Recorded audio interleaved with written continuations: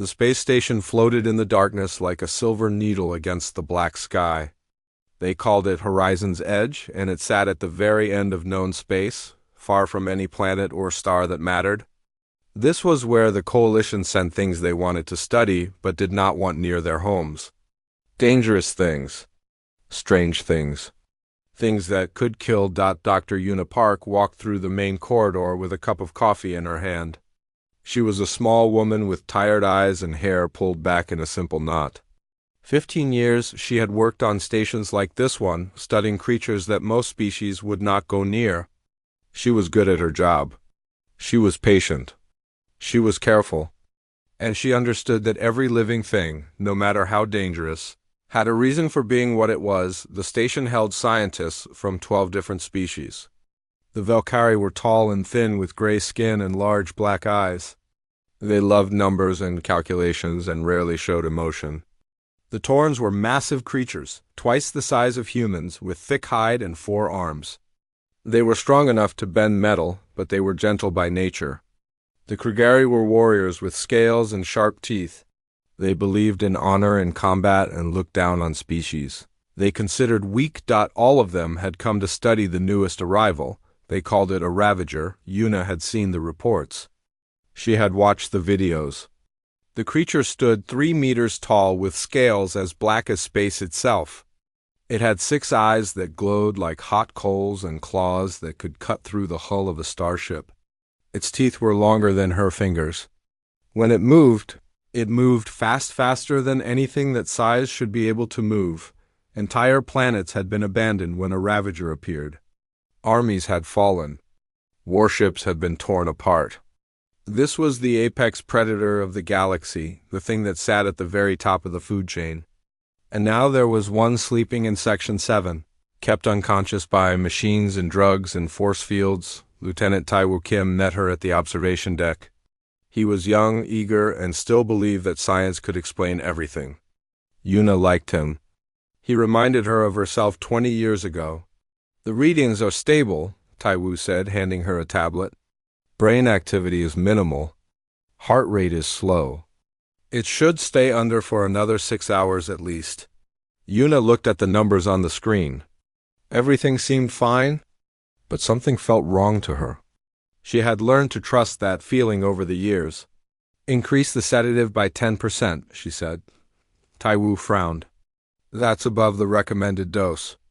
The Valkyrie scientist said, "I know what they said. Do it anyway."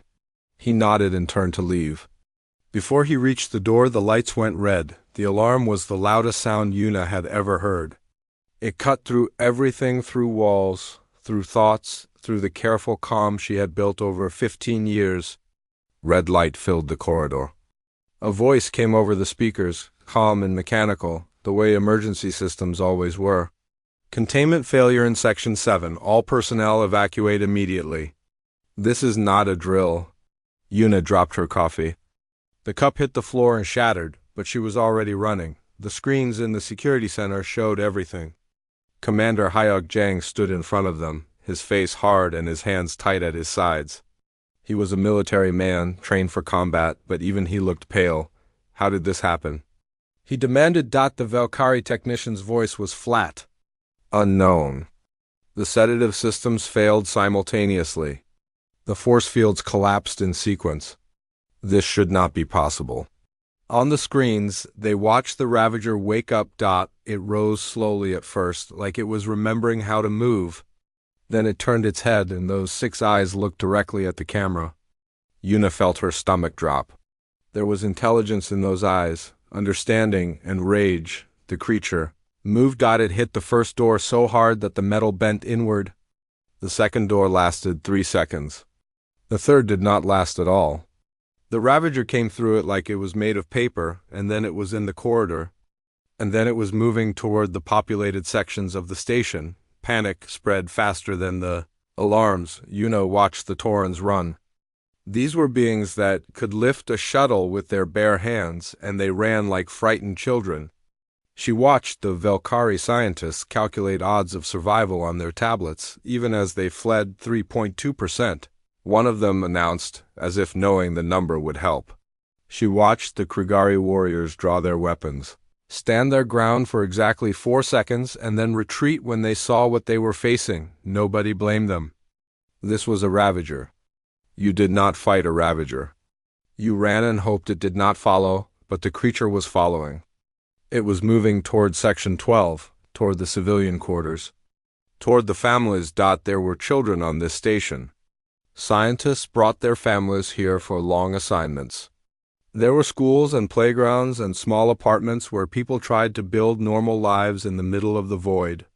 And the Ravager was heading straight for them. Commander Hayok was shouting orders. Evacuation routes. Emergency shuttles. Defense protocols that everyone knew would not work. Taewoo was trying to reach Yuna on the CUM system, telling her to get to the escape pods. Telling her there was nothing she could do. Yuna looked at the screen. She saw the path the creature was taking. She knew these corridors. She had walked them 1,000 times. If she moved now, she could get to Junction 7 Alpha before the Ravager did. She could put herself between it and the civilians. She had no weapons. No armor. No plan, but she could stand in the way. Yuna left the security center at a run. She went the wrong direction, not toward safety, but toward the monster. Taewoo's voice crackled in her ear, asking what she was doing, begging her to stop. She turned off her CUM. The corridors were empty now. Everyone had fled. The red emergency lights made everything look like it was covered in blood. Her footsteps echoed off the metal walls. Her breath came fast and hard. She was afraid. She was more afraid than she had ever been in her life. Her hands were shaking. Her legs wanted to stop. Every part of her screamed to turn around, to run, to hide, but there were children behind her, families, people who could not fight and could not run fast enough. So Yuna kept moving forward. She reached Junction 7 Alpha and stopped. The corridor ahead was dark, silent. She could hear something in that silence. The scrape of claws on metal, a low, deep breathing, the sound of something ancient and hungry coming closer. Yuna stood in the center of the junction and waited for the monster to arrive. The junction was cold. Yuna had not noticed it before, but now that she was standing still, she felt it. The environmental systems must have shut down in this section. Her breath came out in small white clouds. The red emergency lights painted everything in shades of blood and shadow. She could hear it coming. The sound started soft, a scrape, a tap, claws on metal, somewhere in the dark corridor ahead. Then came the breathing, deep and slow and heavy, like a machine pumping air. Each breath seemed to make the walls shake. Each footstep sent vibrations through the floor. Yuna's heart beat so hard she could feel it in her throat. Her hands would not stop shaking no matter how hard she pressed them to her sides. Sweat ran down her back despite the cold. Every instinct. She had every survival response built into her body over millions of years of evolution, told her to run. She did not run. The darkness at the end of the corridor moved. Something massive blocked out the faint light. Then the Ravager stepped into the junction. It was bigger than the screens had shown. The cameras did not capture the way it filled space, the way it seemed to make everything around it smaller. Its scales were black, but not a simple black. They seemed to swallow light, to drink it in and give nothing back. The 6 eyes burned in its skull like dying stars, and they fixed on Yuna immediately. The creature's head tilted. A small movement, almost curious. In all its long life, the Ravager had seen many things. It had seen armies charge at it with weapons blazing. It had seen warships open fire with everything they had. It had seen planets burn and species die. It had seen brave warriors and foolish heroes and desperate defenders. All of them had one thing in common. When they truly understood what they were facing, when they looked into its eyes and saw their death looking back, they broke. They ran, or they begged, or they froze in terror. It was always the same. Fear was the great equalizer, and nothing in the galaxy could stand before the fear of a Ravager. This small creature was afraid. The Ravager could tell. It could smell the hormones in her sweat, hear the rapid beating of her heart, see the tremor in her muscles. She was terrified, but she was not running. The Ravager took a step forward. Its claws scraped against the metal floor, leaving deep grooves. Its tail swayed behind it, long and thick and powerful enough to shatter bone. Yuna did not move back. She stood exactly where she was. Her feet stayed planted. Her eyes stayed forward. She was looking at the creature. Not past it, not at the floor, not at anything else. She was looking directly into those 6 burning eyes. The Ravager stopped. It was not used to this. Prey did not act this way. Prey ran, prey hid. Prey cowered and begged and tried to make themselves small. This creature, this tiny, soft, weak little thing, was doing none of that. It took another step, closer now. Close enough that Yuna could smell it, a strange scent, like ozone and metal and something older than time. Close enough that one swipe of its claws would cut her in half. Yuna's legs shook. She could not make them stop. But she did not step back. She did not drop her eyes. The Ravager opened its mouth. Its teeth were as long as knives, row after row of them, designed for tearing and crushing and killing. It pulled air into its lungs, enough air to fill a room, and then it roared. The sound was beyond anything Yuna had ever heard. It hit her like a physical force, like a wall of pressure and noise. The lights in the junction shattered. Display panels on the walls cracked and sparked. Her ears rang. Her vision blurred. She felt like her bones were vibrating, like her body might come apart just from the sound of it. She flinched. She could not help it. Her hands came up to cover her ears, and she bent forward slightly, and for one moment she almost fell, but she did not run. The roar faded. Silence returned to the junction, broken only by the hiss of damaged electronics and the drip of coolant from broken pipes. Yuna straightened up. Her ears were still ringing. She felt dizzy and sick, but she was still standing. She lowered her hands. She looked at the Ravager again. "I know what you are," she said. Her voice was quiet, but it was steady. She had not planned to speak. She did not know if the creature could understand her, but the words came anyway. "I've studied your species. I've read the reports. I've seen what you can do." She swallowed. "You're not a monster. You're a predator, an apex predator. The top of the food chain. That's what you evolved to be. That's what you are." The Ravager's head tilted again. Those, 6 eyes watched her with an intensity that made her skin crawl. But it did not attack. "But you're also the last," Yuna continued. "The last of your kind. They hunted your species to extinction. They captured you. They put you in cages. They poked you and tested you and treated you like a thing. For over 100 years. She saw something change in the creature's eyes, a flicker. "Recognition? I understand why you're angry. I would be angry too." Yuna took a breath. This was it. This was the only card she had to play. But there are children on this station, families. People who never hurt you, who didn't even know you existed until yesterday. They're not the ones who caged you. They're not your enemy. She stepped forward. It was a single step. A small step. But it was toward the creature, not away from it. Every cell in her body screamed that this was wrong, that she was walking toward death, that she needed to stop. She took another step. "If you need to kill something, if you need to make something pay, then take me. I work for the people who kept you locked up. I'm part of this system. I'm responsible."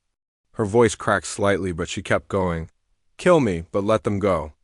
Let the children go." She stopped. She was close now. Close enough to touch the creature if she reached out her hand. Close enough to see herself reflected in those 6 burning eyes. The Ravager was still, completely still.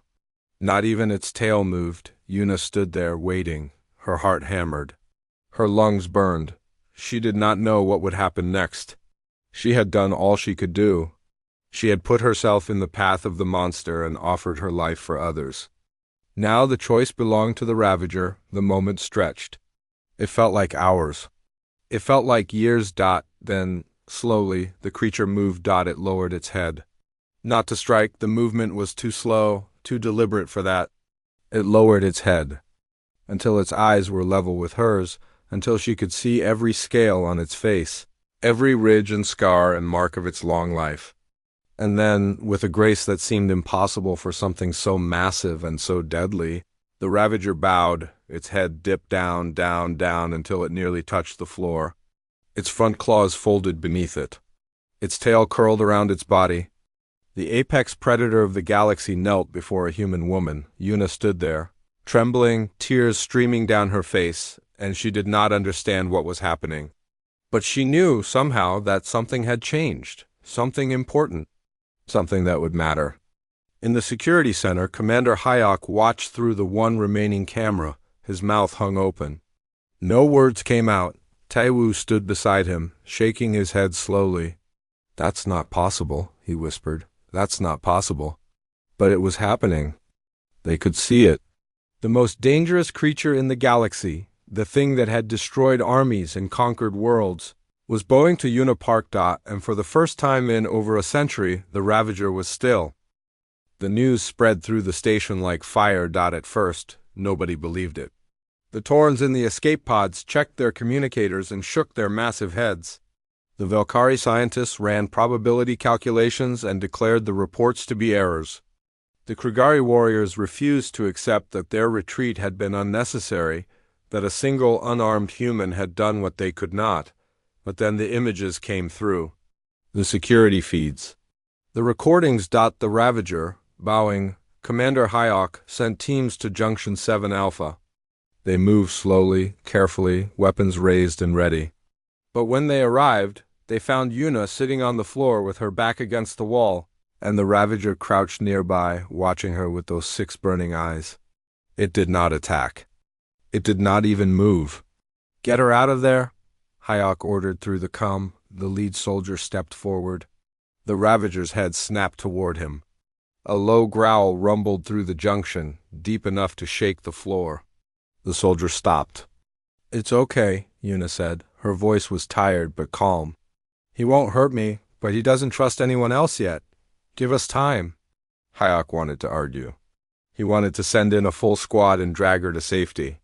But he had seen what the Ravager could do, and he knew that any aggressive action would end badly. So he pulled his people back and waited. Hours passed. Yuna stayed in the junction with the creature. She did not try to leave. She did not try to communicate. She just sat there, breathing slowly, keeping herself calm. The Ravager watched her the entire time. Sometimes it would make small sounds, rumbles and clicks and tones that almost sounded like words. Yuna listened but did not respond. She did not know what the sounds meant. She thought about what she knew of the species. The records were limited. The Ravagers had been rare even before the hunting began, and they had never been truly studied, only feared. But there were fragments, old stories. Ancient myths from species that had encountered them long ago. The Ravagers had not always been killers. That was what the oldest record said. Once, thousands of years ago, they had been something else. Guardians, some called them. Protectors, they were apex predators, yes, but apex predators served a purpose. They kept ecosystems in balance. They called the weak and the sick. They maintained order, and they had codes, rules, concepts of honor and worth that the younger species had never understood. Yuna looked at the creature. It looked back at her. "You bowed," she said quietly. "Why?" The Ravager made a sound. A low hum that vibrated through the air between them. Yuna did not understand, but she felt something in it. Not anger, not hunger. Something else. Dr. Sora Lee arrived an hour later. She was the station's expert in alien languages. She had spent her career learning to communicate with species that had nothing in common with human species that used light, or scent, or magnetic fields instead of sound. She was patient and curious and very, very good at her job. She was also terrified. "This is insane," she whispered to Taiwu as they approached the junction. "That thing killed 200 people on the ships that captured it." 200. "I know," Taiwu said. "But Yuna thinks she can reach it. She's still alive, so maybe she's right." Sora took a deep breath and stepped into the junction. The Ravager's eyes moved to her immediately. Sora froze. Every muscle in her body locked up. She could not have moved if she wanted to. "It's okay," Yuna said. "Come slowly. Don't look directly at his eyes. Don't make sudden movements," Sora forced herself to breathe. She walked forward, one small step at a time, until she reached Yuna's side. Then she sat down on the cold metal floor and tried very hard not to shake. I brought recording equipment, she said. If it makes sounds, I can analyze them. Try to find patterns. He makes sounds, Una said. But I don't know if they're language or just noise, the Ravager rumbled. Low and long, with variations in pitch that rose and fell like music. Sora's eyes widened. That's not noise, she said. That's structured. That's definitely structured. She pulled out her tablet and began recording. The Ravager watched her work. It made more sounds, clicks and tones, and deep vibrations that seemed to come from somewhere in its chest. Sora recorded everything. It took 3 days. 3 days of sitting in that junction, listening and recording and analyzing. 3 days of the station on lockdown, everyone waiting to see what would happen. 3 days of Sora running patterns through translation algorithms while Una sat with the creature, learning its moods, its reactions, the subtle ways it communicated through movement and posture. On the 3rd day, Sora came to Una with tears in her eyes. I understand, she said. I understand why it bowed. Una looked at her. Tell me. Sora sat down. Her hands were shaking. The Ravagers weren't just predators. They were judges, that's the closest word I can find. They evaluated other creatures. They decided what was worthy and what was not. Worthy of what? Of respect. Of being allowed to exist. Sora pulled up data on her tablet. In their culture, worth wasn't about strength or size or technology. It was about something else, about what you would sacrifice, about what you would risk. Una felt a cold knot forming in her stomach. Go on. When you stood in front of it, when you offered your life for the children, you did something it hadn't seen in over 100 years. Maybe longer. Sora looked at the Ravager, then back at Una. You showed it that you would die to protect others, that you would face certain death and not run. In their culture, that's the highest form of worth. That's what makes a true apex being. Una shook her head. I'm not an apex being.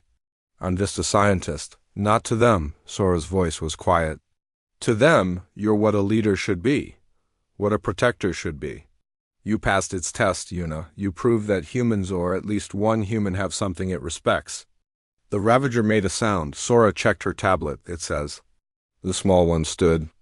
The small one is worthy. Una looked at the creature. Those 6 eyes looked back at her. And for the first time, she saw something in them that was not anger or hunger or ancient rage. She saw recognition. She saw respect. Commander Hayok held a meeting that night.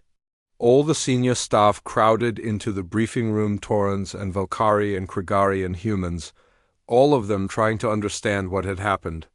So it just decided she was acceptable? Hayok asked. That's it, not acceptable, Sora said. Worthy, there's a difference, and it's not just about her. It's about what she represents. She looked around the room. When the Ravager broke free, every species on this station ran. The Taurans ran. The Krigari ran, we all ran, but Una didn't. She's one person, the Krigari commander said. She doesn't represent humanity. To the Ravager she does. Sora pulled up her data. It's been caged for 100 years. In all that time, it's seen species run and fight and die. It's never seen anyone stand the way she did. And now it's decided that her species, our species, deserves its respect. Silence fell over the room. The Valkyrie scientist spoke first, his voice flat and analytical. This has significant implications for human status in the coalition. Hayok rubbed his face. What do we do now? Una stood up. Everyone looked at her. Now, she said, we show it that it was right to trust us. The Coalition Council did not see things the way Una did. Admiral Jiho Kwon arrived on the 4th day with 2 warships and enough firepower to crack a moon in half. He was a hard man with gray hair and cold eyes, and he had been fighting wars since before Una was born. He did not believe in taking chances. He did not believe in mercy for things that had killed his soldiers. Destroy it, he said. Immediately. They were in the station's command center. Una, Sora, Commander Hayok, and the Admiral. Through the windows they could see the warships holding position, their weapons charged and ready. Admiral, with respect, you don't understand what we have here, Una said. This is a first contact situation. The Ravager is intelligent. It has language, culture, concepts of honor and worth. We can communicate with it. It killed 200 people on the ships that captured it, after being hunted and caged for over a century. After watching its entire species get wiped out, Yuna's voice was firm. We're not innocent in this. Quan's jaw tightened. I'm not here to debate morality, Dr. Park. I'm here to eliminate a threat. That creature has destroyed more lives than you can imagine. It needs to be put down. It bowed to her, Sora said quietly. Quan turned to look at her. Excuse me? The most dangerous predator in the galaxy looked at a human being and decided she was worthy of respect. It bowed to her. It hasn't hurt anyone since. Sora stepped forward. Admiral, this is the first time in recorded history that a Ravager has shown any kind of peaceful behavior. We can't just destroy that. I can, Quan said. And I will. Unless someone gives me a very good reason not to. Yuna met his eyes. Let me talk to the council. The council meeting took place 2 days later. Representatives from 12 species gathered in the central chamber of Coalition. Headquarters on Villa Prime massive. Screens showed the station, the warships, and the Ravager itself still crouched in Junction 7 Alpha. Still watching, still waiting, Yuna stood at the podium. She had never spoken to the council before. She had never even been in the same room with beings this powerful. But she had faced a Ravager and survived. This was nothing compared to that. Honored representatives, she began. I'm here to ask you to spare the life of the creature you call a Ravager. Murmurs ran through the chamber. The Tauran's ambassador shifted in his massive chair. The Krigari commander made a sound of disgust. This creature has killed thousands, the Velkari representative said, his voice flat and cold. It has destroyed ships, devastated colonies. It is, by any measure, the most dangerous organism in the galaxy. Why should we let it live? Because we made it what it is. Yuna's words hung in the air. She let them sit for a moment before continuing. The Ravagers were not always like this. Dr. Lee's research shows that they were once guardians of their homeworld. Apex predators, yes, but ones that maintained balance. They had culture, language, codes of honor. They were intelligent beings with complex social structures. She brought up data on the screens. Then we found them. The Coalition found them. And instead of trying to understand them, we hunted them. We captured them. We turned them into weapons. We wiped out their entire species until only one remained. The chamber was silent. This Ravager has been in captivity for over 100 years. In all that time, it has known nothing but cages and pain and experiments. Every species it has encountered has either tried to kill it or tried to use it. It has never had a reason to trust anyone. She paused. Until now, the screens showed the recording from Junction 7 Alpha, Yuna standing alone. The Ravager approaching. The roar. And then the bow. When I stood in front of it, I wasn't trying to be brave, Yuna said. I was terrified. But there were children behind me and I couldn't let them die. So I did the only thing I could do. I put myself between them and the threat. She looked around the chamber. That's what we should have been doing all along. Not hunting. Not caging. Not using, protecting, understanding. That's what the Ravager was looking for. That's what it recognized in me. The Krigari commander stood up. You speak of honor and protection. But this creature has shown no mercy to our people. It has killed Krigari warriors without hesitation. Krigari warriors who were trying to kill it, Yuna replied. It defended itself. Any of us would do the same. And you think it will just forget? Just forgive? I think, Yuna said slowly, that it's been waiting for someone to give it a reason to. The debate went on for 3 days. Delegates argued. Ambassadors gave speeches. Data was analyzed and theories were proposed. The warships stayed in position, their weapons still ready. The Ravager stayed in the junction, patient and still. Yuna waited on the 3rd day. She got an unexpected ally. The Krigari commander asked to speak again. She was a tall creature with dark scales and scars from many battles. Her name was something that Yuna couldn't pronounce. but she was respected throughout the coalition as a voice of honor. "I have thought about this," the commander said. "I have meditated on it, and I have reached a conclusion." The chamber fell silent. When the Ravager broke free, my warriors ran. They dropped their weapons and fled. I was not there, but I saw the recordings. I know what happened. She paused. "We Krigari value strength and honor above all things. We believe that courage in battle is the highest virtue. But when we faced a true test, we failed." She turned to look at Yuna. The human did not fail. The human was smaller than us, weaker than us, slower than us. She had no weapons, no armor, no training. But she stood. She faced certain death and did not run. The commander's voice grew stronger. "For many years, we Krigari have looked down on humans. We thought them soft and fragile and afraid. We thought they lacked honor." She bowed her head slightly. "We were wrong. This human has shown more courage than any Krigari I have ever known. And if the Ravager, the apex predator of our galaxy, recognizes her worth, then perhaps we should recognize it too." She turned to face the full council. "I vote to spare the creature's life. And I suggest that we let the humans show us what they can do with it."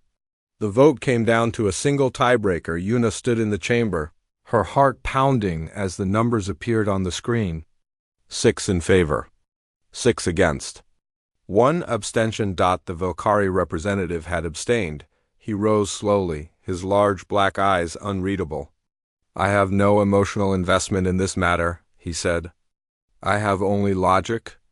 And logic tells me that the probability of this experiment succeeding is very low." Yuna felt her hopes sinking. "However," the Valkyrie continued, "logic also tells me that the potential value of success is very high. If we can turn a Ravager from an enemy into an ally, the strategic implications are significant." He looked at Yuna. "I will change my vote to in favor. But I want regular reports on progress. And I want contingency plans in place if this fails." "Agreed," Yuna said quickly. The vote was recorded. 7 in favor. 6 against. The Ravager would live. Yuna returned to the station that night. She went to Junction 7 Alpha and sat down across from the creature that had nearly killed everyone she knew. "They're going to let you live," she said. "They're going to let me work with you. Try to understand you." The Ravager made a sound. Low and rumbling. Sora, standing in the doorway, checked her tablet. "It says," the small one kept her word. "The small one is truly worthy." Yuna felt tears in her eyes again. She wiped them away quickly. "Okay," she said. "Let's see what we can learn from each other." The Ravager's eyes glowed. And somewhere deep in its chest, something that might have been a purr began to rumble. 1 year later, the galaxy was different. The Ravager had been given a name. Not the species name that belonged to a dead race, but a personal name, the first it had ever had. Yuna had asked what it wanted to be called, and after 3 days of rumbling communication with Sora, they had arrived at something that translated roughly as Watcher of the Worthy. They called him Watch for short. The Coalition had given him a planet. A small, uninhabited world with thick forests and deep caves, far from any shipping lanes or colonies. It was meant to be a prison at first, a comfortable cage, but a cage nonetheless. But Watch did not stay there. He could not stay there, because Yuna had made him a promise, and she intended to keep it. "You're going to show them," she had said back in that junction. "You're going to show them that they were wrong about you?" And he did. The first test came 6 months after the council vote. A hostile fleet raiders from beyond Coalition space attacked a colony on the outer rim. They had numbers and firepower and no mercy. The colony's defenses were overwhelmed in hours. Evacuation ships were being shot down. Thousands were going to die. Yuna went to Watch. "There are people in danger," she said. "Families, children, they need help." Watch looked at her with those 6 burning eyes. He made a sound of question.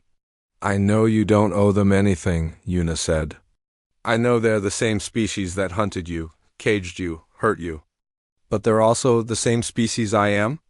The same species that stood in front of you and didn't run." Silence. Then Watch rose to his full height. His scales rippled. His claws flexed. He made a sound that Sora translated later. The small ones, people, are worthy. This one will protect what is worthy. The battle lasted less than an hour. Coalition ships arrived to find the raider fleet destroyed, torn apart, scattered across space like broken toys. In the middle of the wreckage, Watch floated, his scales scorched and his claws dripping with debris. He had saved the colony. 7,000 people lived because of him. The news spread across the galaxy. The monster that bowed. The predator that protected. The last Ravager fighting alongside the species that had destroyed his kind. Some called it impossible. Some called it a trick. Some called it the beginning of something new. They were all right. In the months that followed, Watch became something the galaxy had never seen, an ally. When a plague struck a Tauren's homeworld, he allowed Coalition scientists to study his biology. They found compounds in his blood that no one had ever seen, compounds that became the basis for a cure that saved millions. When an ancient weapon system activated on a dead world and threatened an entire sector, Watch went in alone. He tore through defenses that had stopped entire fleets. He ripped the machine apart with his bare claws. He came out burned and bleeding and barely alive, but the threat was ended, and when a group of terrorists took hostages on a diplomatic station, Watch was there. He did not kill them. He did not need to. He simply walked into the room where they were hiding, looked at them with those 6 burning eyes, and waited. They surrendered in less than a minute. Through it all, Yuna was with him. She had become his voice, his translator, his connection to the galaxy that still feared him. She traveled with him to worlds that had never seen a human, let alone a Ravager. She stood beside him in council chambers and military headquarters and scientific conferences, and slowly, very slowly, things began to change. Other species started to look at humans differently. These small, soft, short-lived creatures had done something that no one else could do. They had reached the most dangerous predator in the galaxy and found something worth saving. They had turned an enemy into a friend. The Krigari commander who had voted to spare Watch came to Yuna one day. She brought a gift, a blade, ancient and honored, given only to those who had proven themselves in battle. "For you," she said. "You have earned this." Yuna took the blade. "I didn't fight anyone." "You fought fear," the commander said. "That is the hardest battle of all." The Tauren's ambassador made a speech at the Coalition Council, praising human courage and calling for greater cooperation between their species. The Valkyrie scientists published papers on human psychology, trying to understand how such a physically weak species could produce individuals of such remarkable bravery, and in the schools of a dozen worlds, children learned a new story. The story of the small one who stood. The story of the human who faced the monster and did not run. 5 years after that day in Junction 7 Alpha, Yuna stood on a cliff overlooking the ocean on Watch's world. He was beside her, massive and dark against the setting sun. They had grown old together, in their own ways, she with gray in her hair and lines on her face, he with new scars on his scales and a slowness in his movements that had not been there before. "Do you ever regret it?" Yuna asked. "Sparing me? Helping us?" Watch made a sound. Low and thoughtful. SOR had retired years ago, but Yuna had learned to understand him without translation. She knew what the sound meant. "No," she said. "I didn't think so." Watch turned his head toward her. Those 6 eyes, dimmer now, but still burning, looked at her the way they had looked at her that first day. With recognition. With respect. With something that might have been love, he made another sound. This one she had heard before. She knew exactly what it meant. "Yes," she said. "I know. I'm worthy," she smiled, "but so are you." They stood there together as the sun went down, the last Ravager and the human who had saved him. Behind them, the galaxy moved on, species rising and falling, wars fought and won, discoveries made and forgotten. But this moment was still. This moment was theirs. Years later, when both of them were gone, the story remained. It was told in every corner of the galaxy. It was carved into monuments and written into histories and passed down from generation to generation, the story of how the apex predator of the galaxy bowed to a human, Not because humans were the strongest or the fastest or the most powerful, not because they had better weapons or bigger ships or more advanced technology, but because a human woman had stood in the face of certain death and chosen to protect others because she had shown courage when courage seemed impossible, because she had offered mercy when mercy seemed foolish, because she had proven that true worth was not about what you could destroy, but about what you would sacrifice. And that made all the difference. The galaxy had always underestimated humanity. They saw the small bodies, the short lives, the fragile forms. They saw a species with no claws, no armor, no venom. They saw weakness, but they were not looking at the right things. They should have been looking at the will, the spirit, the stubborn, irrational, unbreakable determination to stand when standing meant death. That was what made humans worthy. That was what the Ravager had seen. And that was what the galaxy finally understood.